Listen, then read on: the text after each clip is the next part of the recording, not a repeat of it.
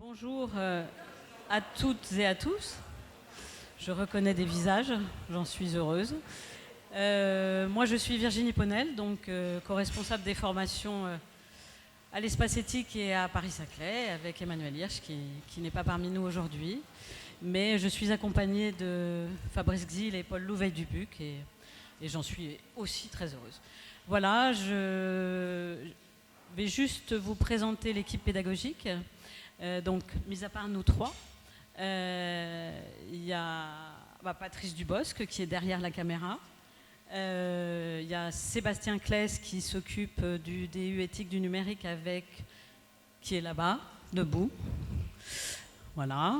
Il y a Pierre-Emmanuel Brugeron aussi, debout aussi, là-bas, que vous voyez, et qui va vous suivre aussi tout au long de l'année.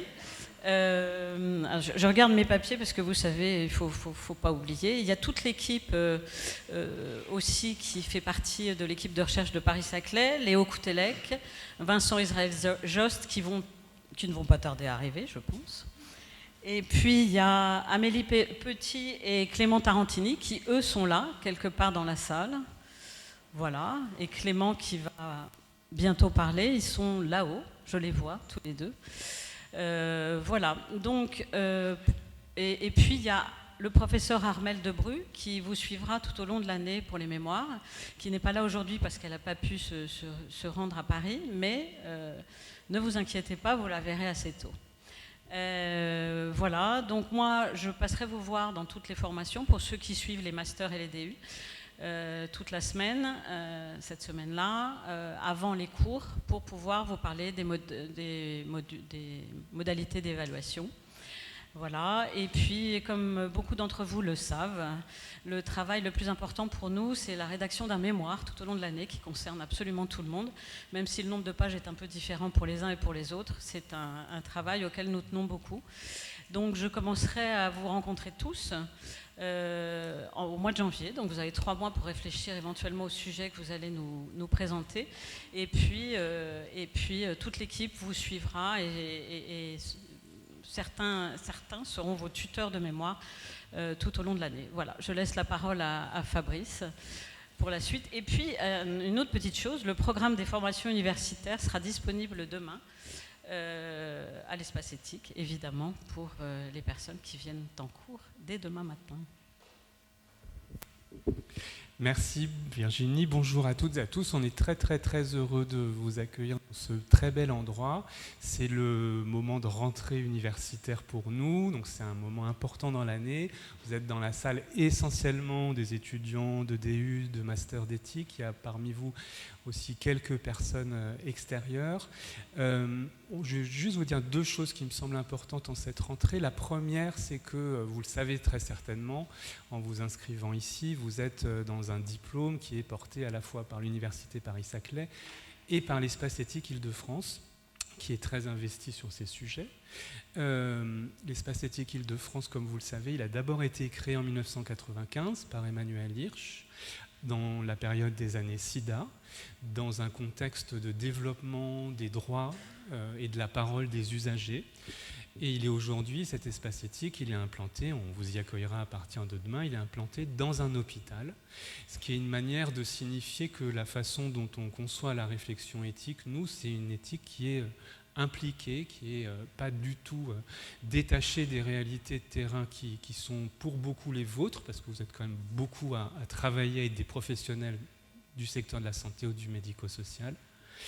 Donc c'est un ancrage, cet ancrage dans un hôpital, c'est très important pour nous parce que du coup, on fait non seulement une éthique appliquée, mais une éthique implantée, impliquée dans le quotidien, la quotidienneté, la concrétude de vos pratiques. La deuxième chose que je veux vous dire, qui est corollaire de ça, c'est que pour un espace éthique qui a été créé à un moment où la démocratie sanitaire, on l'appelait comme ça à l'époque, était naissante, c'est que c'est un lieu qui est porteur de valeurs. Et en venant faire un diplôme à l'espace éthique, vous venez pas seulement, bien sûr vous allez acquérir des savoirs, des connaissances, on l'espère, des compétences. On va essayer de vous familiariser à la culture de la réflexion éthique. Mais en vous inscrivant à l'espace éthique, vous ne vous inscrivez pas à un diplôme comme un autre, vous vous inscrivez aussi dans un lieu qui est porteur d'une histoire et porteur d'un certain nombre de valeurs, qui sont à la fois des valeurs du soin, puis des valeurs plus globales de la démocratie, de la République. Il y a eu des travaux de l'espace éthique là-dessus ces dernières années. Donc le fait qu'il y ait des valeurs auxquelles on est attaché et qu'on porte, on espère que vous nous aiderez à le faire, et c'est mon troisième point, c'est que l'espace éthique, c'est une petite équipe, vous allez voir, alors c'est une grosse équipe comparativement à d'autres espaces éthiques, mais on existe d'abord parce qu'on a un réseau, parce qu'on travaille depuis des années avec des gens qui réfléchissent à nos côtés. Vous allez rencontrer un certain nombre d'enseignants qui nous sont fidèles depuis de nombreuses années.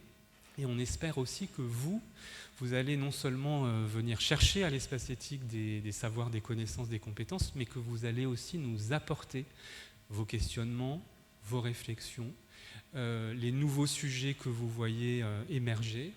Et donc on espère vraiment une relation qui soit où vous nous nourrissiez autant que nous, on va essayer de vous alimenter. Et on espère que cette relation, elle va se poursuivre au-delà de votre diplôme. Et on est très attaché au fait que nos anciens étudiants restent en lien avec nous et continuent cette réflexion commune. Donc considérez cette première journée, cette journée de rentrée des 10 heures, certes comme le lancement d'une année universitaire, mais aussi comme le lancement, alors pour certains en M2 pour la poursuite, j'en vois beaucoup notamment là, pour la poursuite d'une réflexion et d'un travail avec nous, mais engagez-vous si vous arrivez aussi en DU, si c'est votre premier contact avec nous, considérez ça aussi comme le début d'un cheminement qui ira peut-être au-delà de la formation que vous entreprenez cette année. Et soyez vraiment convaincus qu'on a très envie aussi d'être nourris de ce que vous apportez, comme sujet de réflexion, comme questionnement, comme réflexion. On va cheminer à vos côtés. C'est très important pour nous. Et donc voilà, c'est une histoire qui commence aujourd'hui, mais on espère qu'elle durera. Voilà, je cède immédiatement la parole à Paul Louvel-Dubuc, qui est philosophe et qui est le maître d'œuvre de cette journée depuis de nombreuses années, qui va vous présenter l'esprit dans lequel il l'a concocté et puis la façon dont la journée va se dérouler. Bonjour à tous, bienvenue.